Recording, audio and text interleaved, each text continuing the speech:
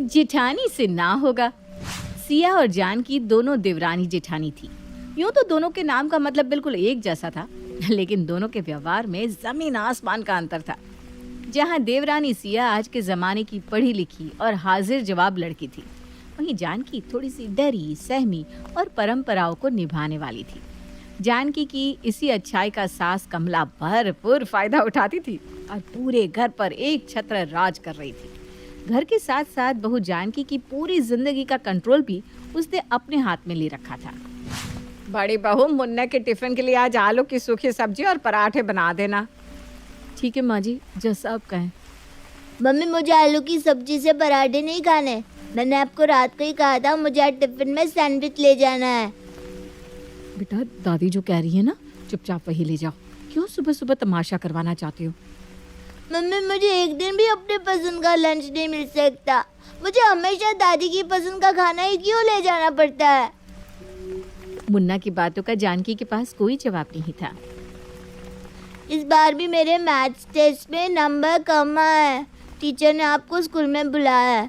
आज आप दोपहर में उनसे मिलने के लिए स्कूल ज़रूर आ जाना। ठीक है बेटा, मैं टीचर से मिल लूँगी, तुम स्कूल जाओ। दोपहर में जानकी स्कूल जाकर टीचर से मिलकर आती है। मुन्ना पढ़ाई में कमज़ोर होता जा रहा है। मुझे लगता है अब उसका ट्यूशन लगा ही देना चाहिए। अगर शुरू से ही उसका बेस कमज़ोर हो गया तो आगे चलकर उसे पढ़ाई में बहुत दिक्कत आएगी। अरे चुप कर तू, तीसरी क्लास में पढ़ता है अभी तेरा मुन्ना। अभी से उसे कोचिंग की लत लगाने की कोई ज़रूरत नहीं है। उसको बोल स्कूल में जो मैडम पढ़ाती है ना, उसे मन लगा कर पढ़ा करे। मैंने तो अपने बच्चों को कभी ट्यूशन नहीं भेजा, तो क्या हमारे बच्चे पढ़े नहीं?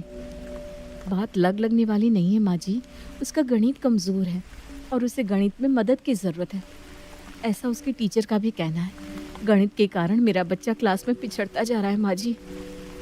बड़ी बहू, जो मैंने कह दिया तो मतलब कह दिया। अपना दिमाग घर संभालने में लगाओ। ये बात बात पर मुन्ना मुन्ना करके ज़्यादा ड्रामा करने की ज़रूरत नहीं है। तुम दुनिया की पहली माँ नहीं हो जो इतनी हाय तौबा मचा रही हो। आने दो मुन्ने को स्कूल से।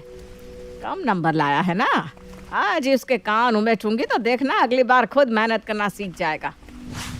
सास कमला अपने आगे जानकी की कोई बात सुनने को तैयार ही नहीं थी।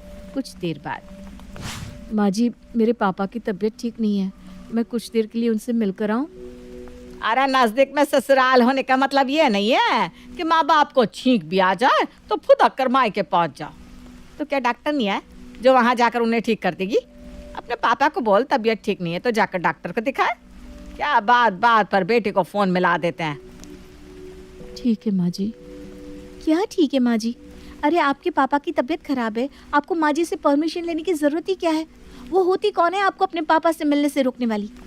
अरे भाभी, कब तक ऐसी गूंगी गुड़िया बनकर अपनी ज़िंदगी को जहन्नुम बनाओगी?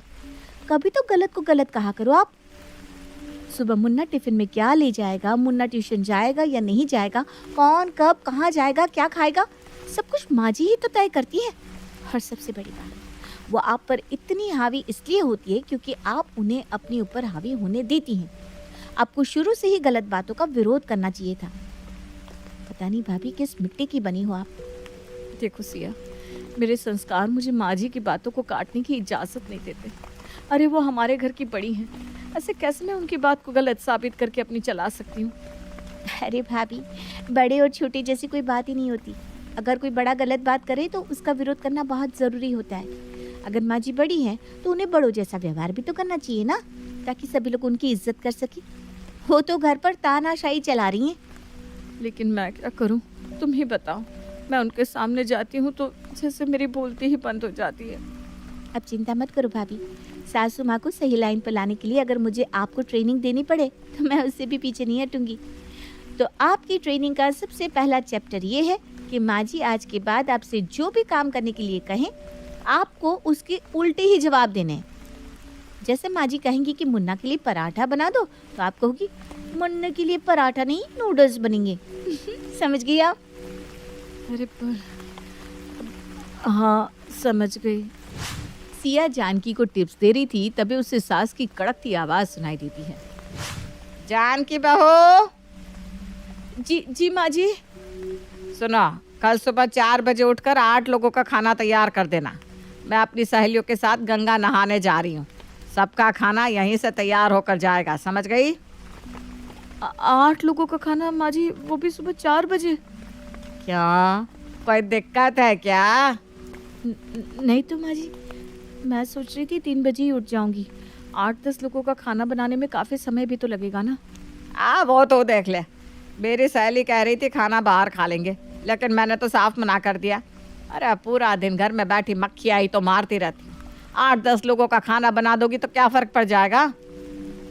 अरे भाभी, जब माँ जी आपको कह रही थी कि आप घर में बैठकर मक्खियाँ मारती हो, तो आपको बोलना चाहिए था ना कि पूरा दिन गधा मजदूरी करती हो आप, और उसके बदले में यही इनाम मिल रहा है आपको कि माँ जी अपनी सहेलियों के सामने हम लोगों की बदनामी करती है। मैंने आपको सिखा कर भेजा था कि आपको माँ जी को सब कामों के लिए हाँ नहीं बोलना, और आप वहाँ जाकर फिर से हाँ कहकर आ गई। 4 की जगह सुबह 3 बजे उठ जाओगी, हद है भाई। मैंने बताया तो था, माँ जी के सामने मेरी सिट्टी पिट्टी गुम हो जाती है। तुम्हें बताओ मैं क्या करूं? अरे जिठानी जी, आपसे ना हो पाएगा, आप तो रहने ही दो। एक बार कोशिश करके देखते हैं ना। ठीक है। अगर मैं आपको कागज़ पर लिख कर दे दूं और आप उसे अच्छी तरह याद कर लो तो कैसा रहेगा? हाँ, ये बहुत अच्छा आइडिया है। तो ऐसा करो माँ जी, जिन बातों के लिए रोज़ मुझे परेशान करती है ना, उन सारी बातों के जवाब लिखकर पर्ची पर मुझे दे दो, मैं अच्छे से याद कर लेती हूँ। सिया अपनी जिठानी को पर्ची में जवाब लिख कर दे देती है। अगले दिन मैंने कहा था ना मुझे सुबह जल्दी ही गंगा स्नान के लिए निकलना होगा। कान पर जो रेंगी थी तुम्हारे, हैं? लाओ, टिफिन पैक हो गया तो टिफिन पकड़ा दो। हाँ माँ जी, ये लीजिए। टिफिन वाला बैग तो बड़ा खाली खाली सा लग रहा है, क्या बात है? तो खुद 5 बजे उठी थी और ये आधे घंटे में सब बन भी गया। 8 लोगों का खाना तूने बड़ी जल्दी बनाकर पैक कर दिया। 8 लोगों का नहीं है मम्मी जी, सिर्फ 2 लोगों का खाना है, आपका और पापा जी का। क्या? तो मेरी सहेलियां क्या वहां भूखी बैठी रहेंगी? जानकी सास की बात का जवाब देने के लिए पर्ची ढूंढने लगती है, लेकिन वो गलती से दूसरी पर्ची खोलकर पढ़ने लगती है। ये आप ठीक नहीं कर रही है मामी जी। कोई भी कानून एक बेटी को बाप से मिलने के लिए नहीं रोक सकता। मैं आपको कुछ कहती नहीं, इसका मतलब ये नहीं है कि आप मेरे साथ बदसलूक करेंगी और हमेशा अपनी मनमानी चलाती रहेंगी। आज तो मैं अपने पापा से मिलकर ही रहूंगी। अरे बहू, आज तेरा दिमाग तो ठिकाने पर है ना? मैं क्या बात कर रही हूँ, तू क्या बोले जा रही है?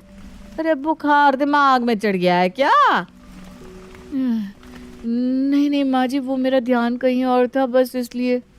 इतना कहकर जानकी वहां से भाग खड़ी होती है। जिठानी जी, अब तो मुझे समझ में आ ही गया है कि आपसे ये सब ना हो पाएगा। चुपचाप जो जैसा चल रहा है ना वैसा चलने देते। और ऐसे कौन करता है? मैंने आपको पर्चियों पर जवाब तक लिख कर दे दिए और आपने क्या किया? किसी और सवाल का जवाब पढ़कर सुना दिया। खैर छोड़िए, अब मुझे इस बारे में कोई बातें नहीं करनी। आपकी तो आदत हो गई है ऐसे ही माँ जी की गलत बातें मानकर खुशी खुशी यहाँ रहने की। लेकिन बुरा मुझे मुन्ने के लिए लग रहा है। अभी 3 दिन पहले मिसेस कोहली मिली थी। कैसे मैनेज कर रही हो ऐसे लोगों के साथ? ऐसे लोगों से आपका क्या मतलब है? अरे ज़्यादा दिन अपनी जेठानी के साथ मत रहना। सास से बात करके अपना चूल्हा अलग करवा लो। अरे कैसी बातें कर रही हैं आप? देखो, अभी तो तुम्हारी नई शादी हुई है, कल को बच्चे भी होंगे, और जब संगत बुरी होती है ना तो बच्चों पर प्रभाव भी बड़ा बुरा ही पड़ता है। आप कहना क्या चाहती हैं, मैं कुछ भी नहीं समझ पा रही हूँ।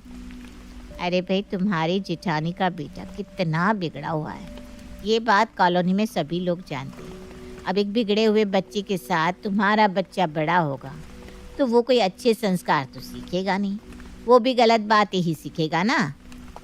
किसने कह दिया आपसे कि मेरा जेठानी का बेटा मुन्ना बहुत बिगड़ा हुआ है? अरे तुम्हारे घर की बात है तो समझ लो, तुम्हारे घर के ही किसी आदमी ने बताया होगा। हमें कोई सपने तो आए नहीं, तुम्हारी सासू माँ ने बताया। सिर्फ मैं नहीं, पूरी कॉलोनी इस बात को जानती है। तभी मुन्ने के साथ हम लोग अपने बच्चों को खेलने नहीं देते। क्या कहा तुमने? माँ जी ने मेरे मुन्ने के बारे में ऐसा अनाप शनाप कहा है? अरे मेरा भोला सा बच्चा कभी किसी से ऊंची आवाज में बात तक तो नहीं करता, उसे सारी दुनिया में बिगड़ा हुआ बच्चा कहकर बदनाम कर रखा है। आज मैं माँ जी को छोड़ूंगी नहीं, आज उन्हें मेरी बातों का जवाब देना ही होगा। इतना कहकर जानकी गुस्से में सास कमला के पास पहुंच जाती है। माँ जी, मेरा मुन्ना बिगड़ा हुआ है ना, तो आज आप बताइए आखिर क्या खराबी है मेरे मुन्ने में, जिसकी वजह से आपने सारी दुनिया में उसे बिगड़ा हुआ बच्चा कहकर बदनाम कर दिया है? अब मुझे समझ में आया कि कॉलोनी के बच्चे मेरे मुन्ने के साथ खेलना क्यों नहीं चाहते। मिसेस कोहली, मिसेस वर्मा मुझे देखकर मुंह क्यों चढ़ा लेती हैं। अरे माँ से भी बढ़कर सम्मान किया मैंने आपका, और बदले में आपने मेरे साथ क्या किया? सारी दुनिया में झूठी बदनामी। जैसा आपने अपने बहू और पोते के साथ किया है ना माँ जी, ऐसा कोई दुश्मन के साथ भी नहीं करता। अरे कॉलोनी में किसी के साथ उठने बैठने लायक नहीं छोड़ा आपने मुझे। आज के बाद अगर आपने मेरे बेटे के बारे में कुछ भी बकाना तो मुझसे बुरा कोई नहीं होगा। बहुत कर लिया मैंने आपका सम्मान। आज के बाद मुझसे ऊंची आवाज में बात करने से पहले आप 4 बार सोच लीजिएगा। मैं बर्दाश्त करती जा रही हूँ, इसका मतलब ये नहीं कि मेरे अंदर सही और गलत के बीच में अंतर करने की समझ नहीं है। आपकी चालाकियाँ खूब समझती हूँ मैं। सास को जबरदस्त झाड़ लगाने के बाद गुस्से में बड़बड़ाते हुए जानकी वापस सिया के कमरे में आती है। अरे भाभी कमाल हो गया, आज तो मुझे आपको कुछ ट्रेनिंग देने की भी ज़रूरत नहीं पड़ी और आपने जाकर माँ जी की अकल ठिकाने भी लगा दी। अब वो इस जन्म में तो आपसे पंगा लेने से रही। मुझे तो लगता था जेठानी जी आपसे ना हो पाएगा, लेकिन इस बार तो आपने कर ही दिखाया।